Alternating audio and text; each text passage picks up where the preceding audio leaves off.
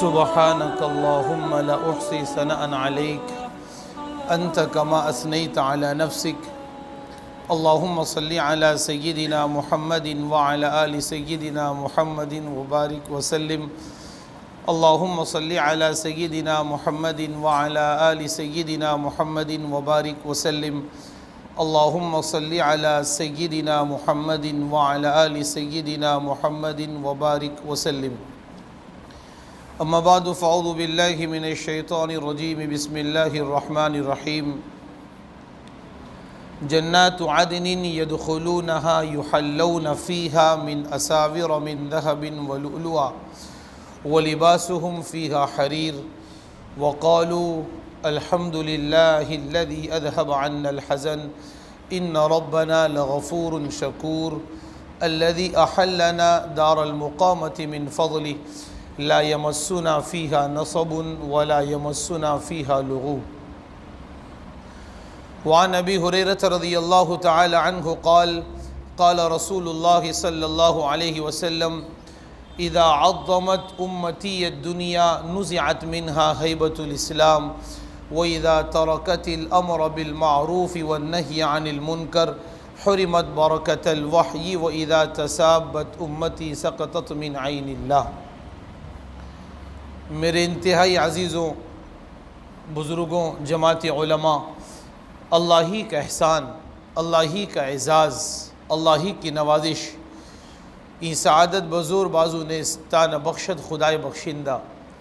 اللہ نے علم کی نسبت کے ساتھ ہم سب کو اپنی زمین پر رہنے سہنے کی سعادت نصیب فرمائی ہے۔ دیکھو سنو، دلوں میں اگر دنیا ہوگی نا، بڑے فرماتے ہیں دلوں میں اگر دنیا ہو تو دنیا کی چیزوں کے حاصل ہونے کو انسان اللہ کی نعمت شمار کرے گا۔ اچھے کپڑے مل گئے، اللہ کا احسان ہے۔ اچھا کھانا مل گیا، اللہ کا احسان ہے۔ کشادہ مکان مل گیا، اللہ کا احسان ہے۔ سہولت والی سواری کا انتظام ہو گیا، سوچے گا اللہ کا احسان ہے۔ دلوں میں جب دنیا ہوگی تو انسان دنیا کی چیزوں کے حصول کو اور دنیا کی چیزوں کے پا جانے کو اللہ کا احسان شمار کرے گا، اور دلوں میں جب اللہ ہوں گے، اور دلوں میں جب آخرت ہوگی، اور دلوں میں جب مر کر اپنی ذات کے بھی اور ٹوٹ کر اس کائنات کے بھی ختم ہو جانے کا احساس ہوگا، اور جنت کی سدا بہار نعمتوں کا احساس یقین ہوگا، تو پھر اعمال یا دینی کسی نسبت کے حاصل ہو جانے کو انسان اللہ کا احسان شمار کرے گا۔ پھر نمازیں اللہ کا احسان نظر آئیں گی، سجدے اللہ کا احسان نظر آئیں گے، امام الانبیاء کا چہرہ اللہ کا احسان نظر آئے گا، امام الانبیاء کا لباس اللہ کا احسان نظر آئے گا، علم کی نسبت اللہ کا احسان نظر آئے گی، خدمت دین متین پر صلاحیتوں کا لگانا اور اس پر ہمارا انتخاب یہ اللہ کا احسان نظر آئے گا۔ اس کے لیے اصول ہے، دل میں اگر دنیا ہو تو دنیا کی چیزوں کو انسان اللہ کا احسان شمار کرے گا، اور دل میں اگر آخرت ہو تو پھر ان اعمال کو جن سے آخرت سج جاتی ہے اس کو انسان اللہ کا احسان شمار کرے۔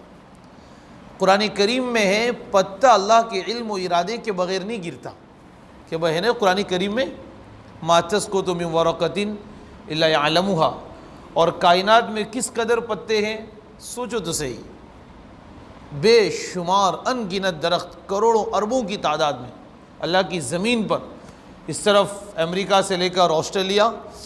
اور نیچے سری لنکا سے لے کر اوپر جو بھی ملک ہو 7 بر اعظم میں آپ جائزہ لو کتنے درخت ہیں، اربوں کھربوں کی تعداد میں، اور ایک ایک درخت پر ہزاروں کی تعداد میں پتے ہوتے ہیں، بعض درخت میں لاکھوں میں پتے ہوتے ہیں۔ تو علماء فرماتے ہیں میرے اللہ کا یہ کہنا ہے اور میرے اللہ کا یہ جملہ ہے اور آیت ہے، میرے اللہ نے فرمایا کہ اس کائنات کے اربوں کھربوں درختوں میں سے کسی ایک درخت کے ہزاروں پتوں میں سے ایک پتا، نکرہ ہے نا، ما تسقط من ورقۃ، ورق نکرہ ہے، کوئی پتا، ایک پتا درخت سے ٹوٹ کر نیچے زمین پر آئے تو اللہ فرماتے الا یعلمها، ہمارے علم سے ہو رہا ہے، ہمارے فیصلے سے ہو رہا ہے، ہمارے ارادے سے ہو رہا ہے، ہمارے چاہنے سے ہو رہا ہے۔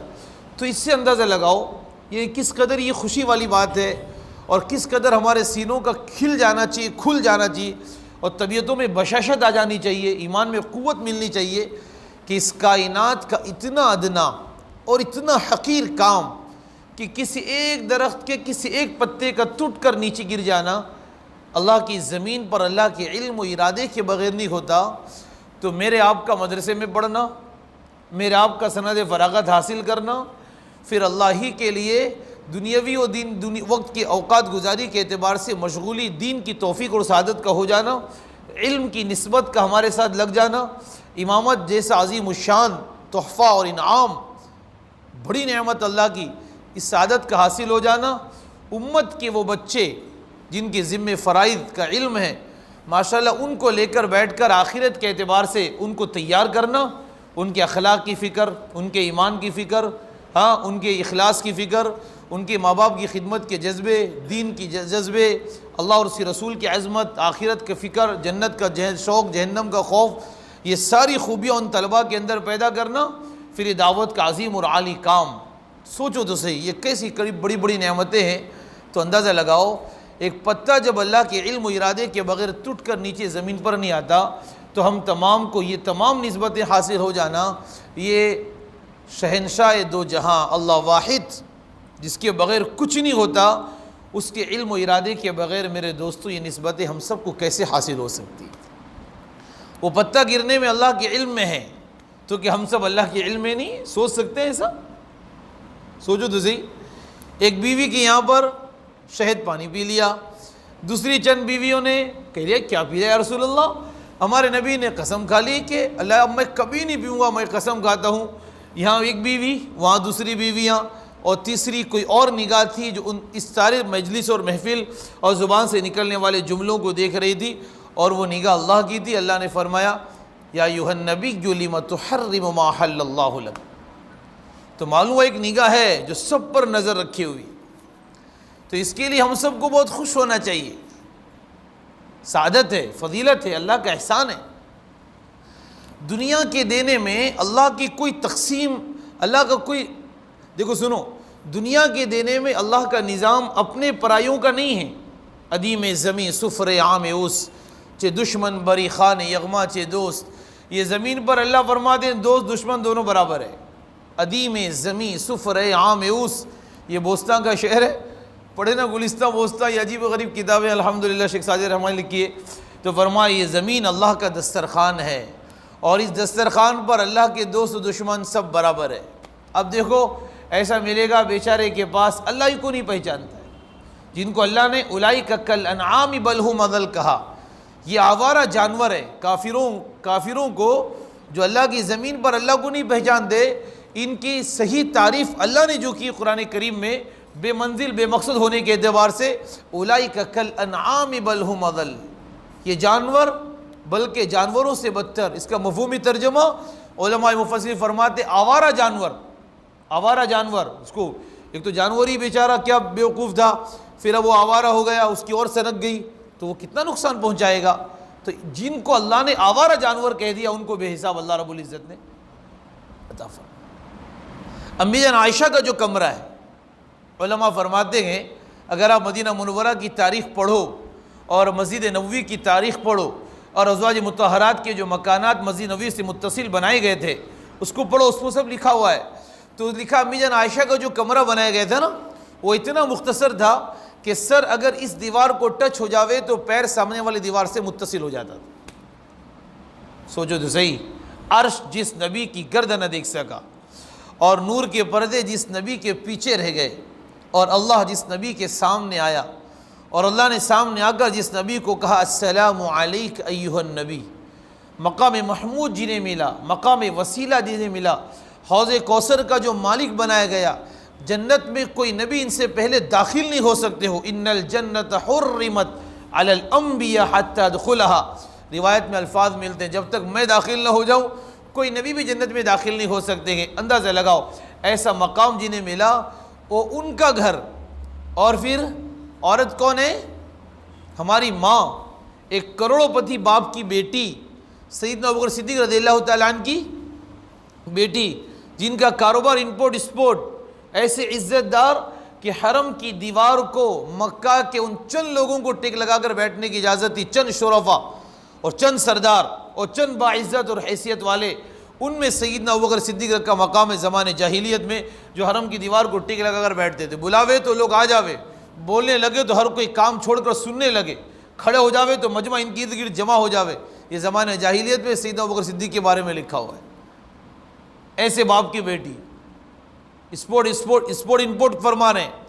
ابتدائی نبوت کے زمانے میں کتاب سیرت کی ولادت محمدیہ کا راز،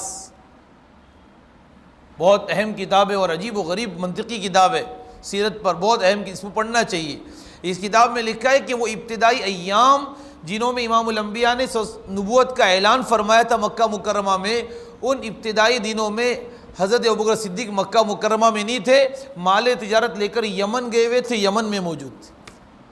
ایسے باپ کی بیٹی، ہاں سوچو تو صحیح،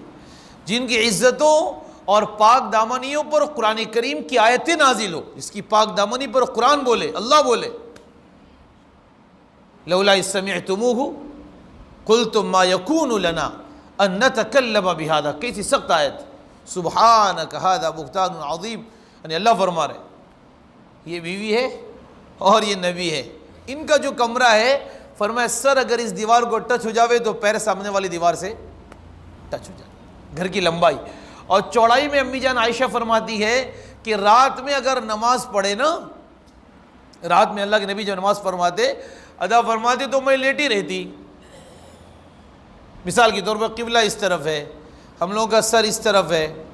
امام الانبیاء کا سرانہ اس طرف ہے، میں ادھر لیٹی ہوں، تو اب گھر میں امام الانبیاء جب نماز پڑھے تو میرے پیر یوں لمبے ہیں،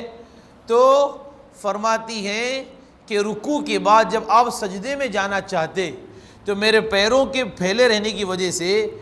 حضور اکرم صلی اللہ علیہ وسلم کے لیے گھر میں سجدہ کرنے کی جگہ باقی نہیں رہتی تھی، تو آپ کے سجدے میں جانے کی آہٹ اور اشارے سے میں لیٹے لیٹے اپنے پیروں کو کھڑا کر لیتی۔ اب سوچو تو صحیح، تصور کرو، پھر جا کر کہیں حضور کے لیے گھر میں سجدہ کرنے کی جگہ بنا کرتی تھی۔ تو اللہ کی تقسیم دیکھو دنیا کے دینے میں، ہے نا؟ یہ الگ بات ہے، ہمارے نبی کا فقر اختیاری ہے نا، فقر اضطراری نہیں۔ ہاں، اس لیے علماء فرماتے گئے کہ حضور نے اللہ کے پیش کرنے پر بھی دنیا کو پسند نہیں فرمایا، اور اس کی وجہ علماء نے یہ لکھی ہے تاکہ میری امت آگے چل کر دنیا کمانے کو زندگی کا مقصد نہیں بنا، کہ جہاں مقصدوں میں تبدیلی آئے گی وہاں پر زوال اور بربادی شروع ہو جائے گی، مقصدوں کی تبدیلی یہ اصل ہے۔ دنیا، حضرت عبد الوہاب صاحب فرمایا کرتے تھے کہ جن کے دلوں میں، سنو، جن کے دلوں، حضرت صاحب بڑے لوگوں میں، علماء ان کی باتیں لکھتے تھے، اس کے لیے بڑوں کی بات میں نقل کر رہا ہوں،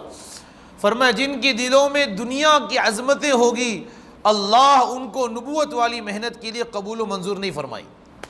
اللہ کی ترتیب ہے کہ اس جذبے کے ساتھ تم یہاں نہیں چل پاؤ گے اور اس جذبے کے ساتھ وہاں نہیں چل پاؤ گے، رہا دنیا کی دینے کا تو پھر میاں وہ تو اللہ کا نظام ہے، ان اللہ یبسط الرزق لمن یشاء، پھر اس میں ہم یہ نہیں دیکھیں گے اپنا یا پرایا ہے، موڑ میں آیا دے دیں گے، نہیں دے دیا تو بھی گھبرانے کی کوئی بات۔ اللہ کے نبی نے فرمایا میں اپنی امت کے اس غریب مجمع کو دیکھ رہا ہوں جن کے چہرے 14ویں رات کے چاند کی طرح چمک رہے ہوں گے، اور وہ میری امت کے عمراء اور مالداروں سے 500 سال پہلے جنت میں داخل ہو رہے ہوں گے، اور وہ جس دروازے سے اندر داخل ہوں گے اس دروازے کا اندر سے باہر کا، باہر سے اندر کا نظر آئے گا، دروازے کا اندر سے باہر اور باہر کا اندر سے نظر آئے گا، اور ان کے چہرے 14ویں رات کے چاند کی طرح چمک رہے ہوں گے، اور میری امت کے عمراء تو حساب کتاب میں لگے ہوں گے، اور یہ غریبوں کا مجموعہ جنت میں داخل ہو رہا ہوگا، اور یہ دروازہ میرے ان امتیوں سے بات بھی کر رہا ہوگا، دروازہ بات کرے گا۔ سوچو تو صحیح، یہ اللہ کی تقسیم ہے۔ اللہ دیکھو کیسے برابر کریں گے بتاؤں، ہم لوگ نظام الدین میں تھے، حضرت جی مولانا موجود نہیں تھے، ہم لوگ غالباً سوڈان کے سفر سے واپس آئے تھے، تو مولانا عبدالستار صاحب کا بیان ہو رہا تھا، اور مولانا عبدالستار صاحب بہت کثیر مطالعہ شخصیت ہے، بہت عجیب آدمی ہے، ان کے بیانات سنو، عجیب و غریب ایسا مضمون، تفسیری بات، حدیثوں کی بات، بہت علمی بات کرتے ہیں۔ تو انہوں نے فرمایا کوئی بات کے ذیل میں کہ ضمناً ایک بات بول دوں کہ اللہ کیسے آخرت میں برابر کریں گے، اللہ کیا بالکل کوئی وہ نہیں ہے۔ پھر فرمایا اللہ نے ایک بندے کو دنیا میں کالا بنایا، سیاہی دی، افریقہ کے تمام ممالک، اور ایک بیچارہ خوبصورت ہے، گورا فیس ہے، کھڑی ناک ہے، چہرہ ماشاءاللہ پرکشش ہے، تو یہ گورا بنا، یہ کالا بنا، تو اس میں اللہ نے ایسے کیوں کیا؟ اس کی کیا غلطی ہے؟ اس بیچارے کو کالا کیوں کر دیا، ناک دبا دیا، چہرہ ٹیڑھا میڑھا کر دیا، بھونڈے ہونٹ کر دیا، اور پھر اس کو اتنا پرکشش چہرہ کیوں دیا؟ اس میں اس نے کیا دیا اللہ کو، اور اس کی کیا غلطی ہوئی؟ وہ تو اللہ کی تقسیم ہے نا، اللہ کی تقسیم ہے۔ تو فرمانے لگے کہ روایات میں یہ بات ملتی ہے کہ دنیا کا یہ کالے چہرے والا اور بد شکل، اور دنیا کا یہ خوبصورت چہرے والا، دونوں نیک تھے اور دونوں جنت میں گئے۔ اللہ نے اس کو بیچارے کو بد شکل بنایا، اس کو اللہ نے حسن صورت عطا فرمائی، اب یہ دونوں جنت میں گئے۔ تو فرمانے لگے دنیا کے اس گورے کے مقابلے میں اس کالے کا حسن و جمال کہیں زیادہ ہوگا، اور اس کے چہرے کی کشش اور اس کی رنگت اور رونق کو دیکھ کر دنیا کا یہ گورا تمنا کرے گا کہ کاش میں بھی دنیا میں کالا ہوتا، بد شکل ہوتا، تاکہ اللہ جنت کی کبھی نہ ختم ہونے والی جوانی اور جنت کی کبھی نہ ختم ہونے والی زندگی میں اللہ مجھے بھی اس جیسا حسن و جمال نصیب اور عطا فرماتے۔ بات سمجھ آ رہی ہے؟ اللہ ذرہ نواز ہے نا، فَمَن يَعْمَلْ مِثْقَالَ ذَرَّةٍ خَيْرًا يَرَهُ، ذرہ نواز ہے، ذرے کو دیکھا جائے گا۔ مَا لِهَذَا الْكِتَابِ لَا يُغَادِرُ صَغِيرَةً وَلَا كَبِيرَةً إِلَّا أَحْصَاهَا، کچھ نہیں بچا، سب اس نے جمع کر کے رکھ دیا۔ اس کے لیے سب سے بنیادی بات میرے بزرگوں جو مجھے پہلے اور ہم سب کو سمجھنی ہے وہ یہ ہے کہ دل سے دنیا کی عظمتیں نکلنی چاہیے، دل سے دنیا کی عظمتیں نکلنی چاہیے، سارا بیڑا ادھر ہی غرق ہوئے گا۔ اس کے لیے حضور نے فرمایا کہ مجھے تمہارے فقر و فاقہ کا ڈر نہیں ہے، مجھے ڈر اس بات کے دنیا تم پر پھیل پڑے، پھر تم بھی مقابلے کرو جس طرح یہود و نصارہ کفار ساری دنیا کو فتح کرنے والے۔ علامہ اقبال کا شعر سنو، کیا بات تھی نہ قیصر و کسریٰ سے دبے، چند وہ لوگ کہ اونٹوں کو چرانے والے، وہ جن کو کافور پہ ہوتا تھا نمک کا دھوکہ، بن گئے دنیا کی تقدیر بنانے والے۔ جواب شکوہ کا آخری شعر ہے، یہ ہمارے لیے۔ عوام کیا سمجھے گی علامہ اقبال کی اس وزن کو؟ کیا کہنا چاہ رہے ہیں؟ فرمایا عقل ہے تیری سپر، عشق ہے شمشیر تیری، میرے درویش خلافت ہے جہانگیر تیری۔ درویش کس کو کہتے ہیں؟ فقیر۔ درویش اسے کہتے ہیں جو اپنی جہاں سے بے خبر ہو اور عالم کی جہاں سے باخبر ہو۔ میرے درویش، اسے اپنی بھوک کی فکر نہیں ہے، اسے انسانیت کی بھوک کی فکر ہے۔ یہ اپنے کپڑوں سے آزاد ہے، یہ اپنے شوق سے آزاد ہے، یہ اپنے جذبوں سے آزاد ہے، یہ اپنی دنیا بنانے سے آزاد ہے۔ تو فرمایا میرے درویش، کیا جملہ ہے، وزن ہی سنو تو صحیح، درویش کو کیا کام دے رہے ہیں۔ عقل ہے تیری سپر، عشق ہے شمشیر تیری، میرے درویش خلافت ہے جہانگیر تیری۔ اگر تو اپنے اندر یہ درویشی پیدا کر لیا نا تو تیری خلافت کیسی ہو جائے گی؟ جہانگیر۔ کتنے پیون لگے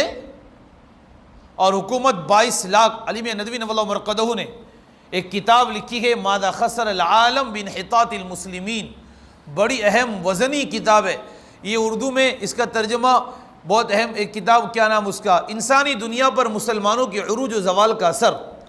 یہ کتاب پڑھنا چاہیے۔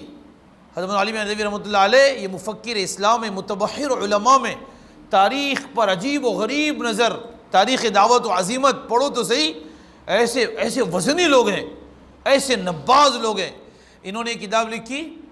اس کا اردو ترجمہ کیا گیا انسانی دنیا پر مسلمانوں کے عروج و زوال کا اثر۔ اس میں لکھا ہے کہ حضرت عمر فاروق رضی اللہ تعالیٰ عنہ کا جو کل رقبہ تھا نا حکومت کا، 22 لاکھ اسکوائر میل ایریا پر حکومت فرمائی تھی۔ تو یہ میرے درویش، اور کپڑے کا حال کیا ہے؟ عبد الرحمن بن عوف رضی اللہ تعالی عنہ نے حضرت عمر فاروق سے فرمایا تھا، موافقات عمری پڑھے نا ہم لوگ تفسیری کتابوں میں اور تفسیر کے اسباق میں پڑھتے تھے، موافقات عمری ان کے ذہن و دماغ میں پہلے بات آئی، پھر اللہ نے اس کو وحی بنا کر نازل فرمائی۔ اتنے بڑے آدمی، میرے بعد کوئی نبی ہوتا تو یہ ہوتے، اتنے بڑے آدمی۔ عبد الرحمن بن عوف نے ان سے کہا تھا، جو مدینے کے بڑے تاجر صحابہ میں رئیس ترین،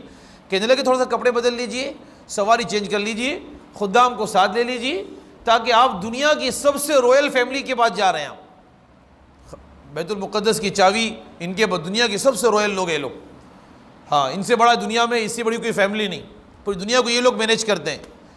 آپ ان کے پاس جا رہے ہیں اور انہوں نے کہا کہ تمہارے سب سے بڑے آدمی کے ہاتھ میں ہم چابی دیں گے۔ تو آپ تشریف لائے تھے خادم کے ساتھ مدینہ منورہ سے، اکیلا تنہ تنہا سفر فرمایا تھا، سمجھے؟ اور پھر یہ جینے کا سبق ہے، میرے درویش خلافت ہے جہانگیر تیری۔ اس کے بعد پھر تشریف جب لائے تو عبد الرحمن بن عوف نے فرمایا تھا کہ کپڑے بدل لیجئے، اب بہت بڑے لوگوں کے پاس جا رہے ہیں، تو کہ کپڑے تو نہیں بدلوں گا، البتہ سواری تبدیل کرتا ہوں۔ تو لکھا ہے کہ اونٹ سے اتر کر گھوڑے پر بیٹھے، گھوڑا بھی ایک دم عربی گھوڑا صحت مند خوبصورت سا دیا گیا، گھوڑے پر بیٹھے، جیسے کہ مہنگی کار میں بیٹھ گئے ہو، تو گھوڑے پر بیٹھے تو فوراً کیفیت بدلی۔ حضرت مولانا سعد صاحب فرمانے لگے، دیکھو سنو بڑے بڑے ہوتے ہیں، فرمانے لگے گدھے پر بیٹھنے میں دلوں کو کاروں میں سفر کرنے سے زیادہ سکون محسوس ہونا چاہیے، گدھے پر سواری میں سکون زیادہ محسوس ہو بالمقابل کاروں پہ، اس لیے کہ گدھوں پر سواری انبیاء نے فرمائی، امام الانبیاء نے فرمائی، اللہ کے نبی کے گدھے موجود تھے کہ نہیں؟ گدھوں کے نام روایت میں ملتے، اللہ کے نبی جن گدھوں پر سواری فرمائی۔ پھر فرمایا جہاں تک مسئلہ ہے کار کا، تو کار میں تو کتا بھی سفر کرتا ہے، وہ کون سی کمال کی چیز ہے؟ کتے کو دیکھے ہو کار میں جھانک رہا ہے کھڑکی سے باہر، ہاں ونڈو کھلی اور جھانک رہا ہے منہ زبان کھول کے، بیچارہ غریب دمہ کا پیشنٹ، تو کار میں تو کتے بھی سفر کرتے ہیں۔ دیکھو یہ سب بنیادیں ہیں میرے دوستو، یہ بنیادیں ہیں، ہاں دل ہلکا ہونا چاہیے اور ذمہ داری کا احساس پیدا ہونا چاہیے۔ ہاں میں اپنے آپ کو مخاطب کر کے بول رہا ہوں، اللہ گواہ ہے اس پر، ذمہ داری کا احساس پیدا ہو اور اپنے حصے کا کام، اپنی اس ختم ہونے والی زندگی میں جو یقیناً ختم ہوگی، ہم اپنے حصے کا کام کر کے دنیا سے رخصت ہو، تاکہ اللہ وہ موت دے جو موت اللہ رب العزت نے اپنے نیک ترین بندوں کو دی، اور وہ عزت میدان حشر میں نصیب ہو جو اللہ رب العزت جن عزتوں کے وعدے اپنے نیک ترین بندوں کے لیے قرآن حدیث کے اندر موجود ہے۔ تو اترے پھر کہنے نہیں کہ میری کیفیت بدل گئی، پھر ایک جملہ فرمایا، چند جملے فرمائے تھے، چند صحابہ کرام وہاں پر موجود تھے، ان سے چند جملے فرمائے تو ان میں ایک جملہ یہ فرمایا تھا کہ نحن قوم اعزنا اللہ الاسلام، ہم وہ قوم ہیں جن کو اللہ نے یہاں تک اور یہ عزتیں کہ دنیا مجبور ہو کر ہمارے قدموں پر آ رہی ہے اور ہمیں وہ چاوی حوالے کرنے پر مجبور ہو گئی، فرمایا ہم وہ قوم ہیں جن کو اللہ نے اسلام کی برکت سے عزتیں عطا فرمائی تھی۔ یہ عزتیں کس کی بنا پر ہے؟ سجدوں کی بنا پر، قرآن کی تلاوت کی بنا پر، نبی کے چہرے کی بنا پر، امت کو اللہ اس کے رسول سے قریب کرنے کی بنا پر، یہ عزتوں کے اسباب یہ ہے۔ اس پر علماء نے ایک عجیب جملہ فرمایا، علماء فرماتے ہیں اگر مسلمان، سنو، اگر مسلمان ان چیزوں میں عزتوں کو ڈھونڈے گا جن میں کفار عزتوں کو ڈھونڈتے ہیں، کفار کی عزت کے اسباب کیا کیا ہے بولو؟ بہترین سا گھر ہو، گرینیٹ لگے ہو، اسٹیل کا اور ہائی کوالٹی کی اسٹیل کی ونڈوز ہو، بہترین فرنیچر ہو، بہترین صوفہ سیٹ ہو، بہترین ماربل گرینیٹس لگے ہوئے ہو، اعلیٰ قسم کا مہنگا سے مہنگا ٹوائلٹ کا برش، ٹوائلٹ کی ٹائل، ٹوائلٹ کی بالٹی، یہ سب میچنگ میں لگے ہوئے نا، سب میچنگ چالو ہے،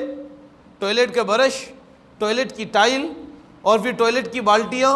یہ سب میچنگ ہونا چاہیے، ٹوائلٹ کی کھڑکی، ٹوائلٹ کا دروازہ، کڑیاں، اس میں سب لگی پڑی امت،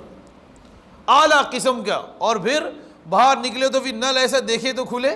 ارے میرے بھائی کیا کر رہے تو، یہ صلاحیت لگا رہے، اور جان مال حلال کمائیاں لگ رہی یہاں پر،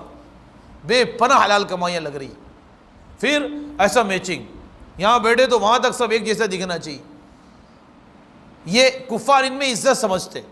گاڑیاں بہترین، سواریاں بہترین، بیوی ون پیس، شو پیس، شو پیس اس لیے بول رہا ہوں کہ پردے کا اہتمام غیر ضروری، پردہ غیر اہتمام تو شو پیس ہو گئی، وہ دیکھو اب شو پیس ہے، تو بیوی ون پیس، شو پیس، تو کفار ان چیزوں میں عزتیں سمجھتے ہیں۔ تو علماء نے فرمایا اگر اس جملے کے ذیل میں جو عمر فاروق رضی اللہ عنہ نے فرمایا تھا کہ نحن قوم اعزنا اللہ الاسلام، ہم وہ قوم ہیں جن کو اللہ نے اسلام کی برکت سے عزت دی، علماء فرماتے ہیں اگر مسلمان ان چیزوں میں عزتوں کا تصور کرے گا جن چیزوں میں کفار عزتوں کو ڈھونڈتے ہیں، تو اللہ مسلمانوں کو ان کفار کے عزت کے نقشوں میں رکھ کر ذلیل کر دیں گے۔ یہ اللہ کا اصول ہے۔ بات سمجھ میں آ رہی؟ اور آج ذلت کی ساری وجہ عالمی سطح پر ایمان والوں کی ذلت کی بنیادی وجہ یہ ہے کہ مسلمان ان چیزوں میں عزتوں کا تصور کر رہا ہے جن چیزوں میں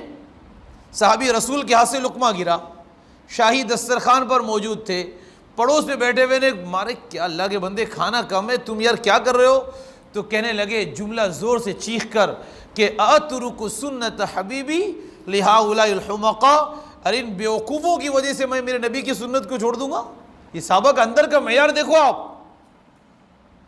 اس کے لیے علماء فرماتے ہیں صحابہ کی زندگی کو دیکھ کر ایسا لگتا تھا ان کے تاجر، ان کے حاکم، ان کے محکوم، ان کے شہری، ان کے دیہاتی، ان کے امیر، ان کے غریب، ان کے مرد، ان کی عورتیں، ان کے عوام، ان کے خواص، ان کے علماء اور ان کے عوام، جس طبقے کا جو فرد صحابہ میں ملتا ہے، ان کے تعلیم، ان کے کھیتوں میں کام کرنے والے، کھیتوں میں آبپاشی کا کام جن کے ذمے، اور بڑے بڑے تاجر، صحابہ کرام کے بزنس مین، سب کی زندگی کو دیکھ کر ایسا لگے گا کہ یہ لوگ جیتے تو دنیا میں ہیں، لیکن دنیا میں یہ لوگ دنیا کے لیے نہیں جیتے، یہ لوگ دنیا میں آخرت کے لیے جیتے۔ جی یہاں رہے لیکن کہاں کے لیے جی رہے؟ آخرت کے لیے جی رہے۔ اس کے لیے میرے بزرگوں سب سے پہلی درخواست یہ ہے نا، دنیا کے تعلق سے اپنے کلیجے کو ہلکا کرنا ضروری ہے۔ میں جب سال لگا کر فارغ ہوا تو ہمارے استاد نے مجھے بلا کر کہا بیٹا کیا کرے گا تو؟ میں گجرات میں ہمارے استاد ہے حضرت مولانا قمر الزمان صاحب دامت برکاتہم کے خلیفہ ہے، مجھے کہنے لگے بیٹا کیا کرو گے؟ تو میں کہا کہ کاروبار کروں گا۔ تو پھر انہوں نے جملہ کہا تھا بیٹا نبیوں والا علم حاصل کرنے کے بعد بنیوں والے کام کی سوچ گئی؟ تو میں باولے کی طرح کرتے نا چھوٹے بچے، ویسے وہی کیا۔ ارے بولے نہیں بیٹا یہ غلط رائے ہے، کمزور رائے۔ یہ رائے کس نے دی؟ میں نے کہا میری رائے ہے، میں نے ابا سے کہا تھا، ابا تیار ہو گئے، بولے نہیں کمزور رائے، ایسا مت کرو۔ بولے کم سے کم چند سال تو یکسوئی کے ساتھ اللہ کے دین کے کام کو کرو، مدارس مسجد، اس کے بعد بھی اگر دنیا کرنا تو دنیا کو سائیڈ بنانا، اصل نہیں بنانا۔ پروفیشنل اپنا کیا ہے؟ ہاں ہمارا پروفیشنل تو یہی ہے، بیٹھ کر لوگوں کو الف با صحیح کرائیں گے، اور مزیدہ جماعتوں میں بیٹھ کر پورے محلے کو سوچیں گے، اور محلوں میں چل پھر کر عملے کو تیار کر کے عالم کو سامنے رکھیں گے، ایک ایک کی خوشامد کر کے 4 مہینے بھیجیں گے، ان کی کلمہ نماز صحیح کرائیں گے، ان کی کلمہ نماز درست کرائیں گے، دین کے مٹنے کا غم ان کے اندر پیدا کریں گے، اور دین کا درد و غم زندہ ہو کر ان کی 4 مہینے لگا کر ان کے اندر کی استعداد کو ابھاریں گے، اور جس سے ابھر کے آ جائے گی تو ان کو پھر عالم میں بھیجیں گے۔ یہ ہمارا پروفیشنل ہے، سمجھے نا؟ مکتب کے بچے آ جاوے تو پھر میرے دوستو ان کو لفظ اللہ سکھائیں گے، لفظ محمد سکھائیں گے، دین میں کامیابی کا یقین پیدا کریں گے، دنیا کے فانی ہونے کا احساس پیدا کریں گے۔ اور ویسٹرنائزیشن اور پوری مغربی تہذیب بربادی ہے، اور یہ تو بیچارے انسانوں کو، مغربی تہذیب کا خلاصہ انسانوں کو جانور بنانے کی محنت ہے، بس اس کے علاوہ کچھ نہیں۔ پوری مغربی تہذیب کا خلاصہ انسانوں کو جانور بنانے کی محنت ہے، بس یہ انسان باقی نہ رہے، یہ کیا ہو جاوے؟ شہوتوں کی تکمیل میں ان نادانوں نے جانوروں سے اپنے آپ کو گرایا اور اس انسانیت کو برباد کیا کہ ماں بہن کی تمیز ان نادانوں نے باقی نہیں رکھی۔ انسانوں کو جانور بنانے کی محنت ہے، اب ان پر ہم للچائی ہوئی نگاہ سے دیکھیں کہ ترس کھانے والی نگاہ سے دیکھیں؟ ارے بولو یہ تو قابل رحم ہے، یہ مجموعہ پورا۔ تو ہمارا پروفیشنل مکتب نبی کا درد اور غم دیکھو تو صحیح۔ امام حضرت مولانا حسین مدنی کی تاریخ، حاجی ابن عبداللہ مہاجر مکی نور اللہ مرقدہ، ہاں یہ ہمارے اکابر، حضرت مولانا قاسم نانوتوی، ان کی زندگی، ان کی تنہائیاں، ان کے جملوں، ان کے کمنٹس، ان کے نقل و حرکت، حاجی الیاس نور اللہ مرقدہ، آپ دیکھو تو صحیح، ان کی زندگیاں پڑھو تو آپ کو سمجھ میں آئے گا یار کیا تھے یہ لوگ۔ جنگ آزادی میں حضرت حسین مدنی رات دن محنت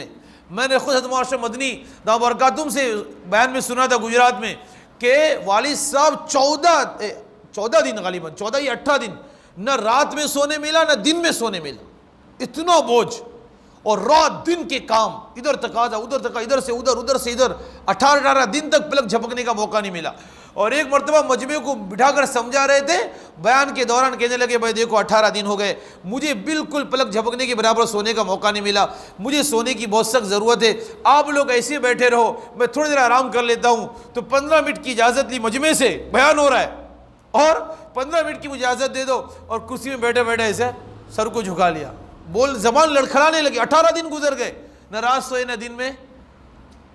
نہ رات میں نیند ہے نہ دن میں چین ہے، اور انسانیت کی خیرخواہی اور انسان کے ساتھ ہمدردی ہے، اور پھر ایسا سو گئے. بولے 15 منٹ تک ایسی لیٹے رہے، پورے مجمع میں سناٹا رہا، کرسی میں بیٹھے بیٹھے یوں. 15 منٹ میں پھر آنکھ کھولی، پھر کئی گھنٹوں بیان فرمائے. اور حضرت سے پوچھا جاتا تھا کہ یہ بوجھ کیوں، اتنا تھکنا کیوں، کہ اپنے جسم سے آزاد، اپنے وجود سے آزاد، راحت و آرام کی فکر سے آزاد، یہ کیا ہے؟ تو فرماتے تھے عشق میں ان کے کو اٹھایا جو ہو سو ہو. کیا جملہ ہے، سوچو تو صحیح. عشق میں ان کے، یعنی اللہ اس کے رسول کے عشق میں پہاڑ ہم نے اٹھا کر لوگوں کو بربادی سے نکالنے کی ذمہ داری میری، کفر کو مٹانے کی ذمہ داری میری، ارتداد کو ختم کرنے کی ذمہ داری میری، اعمال میں موجود انسان کے اعمال کو درست کرنے کی ذمہ داری میری، اور انسانیت میں چلنا پھرنا تھکنا کھپنا یہ سب کون کرے گا؟ میں. جان میری، مال میرا، وقت میرا، صلاحیت میری، سب میرا. اور پھر یہ بوجھ ہم اٹھا کر چلیں گے پھریں گے. بولے کیوں اٹھا لیا؟ فرمایا عشق میں ان کے کوہ اٹھایا، کوہ پہاڑ، عشق میں ان کے کو اٹھایا جو ہو سو ہو. بولے دیکھا جائے گا، جان ہی تو ہے نا، حوالے کر دیں گے.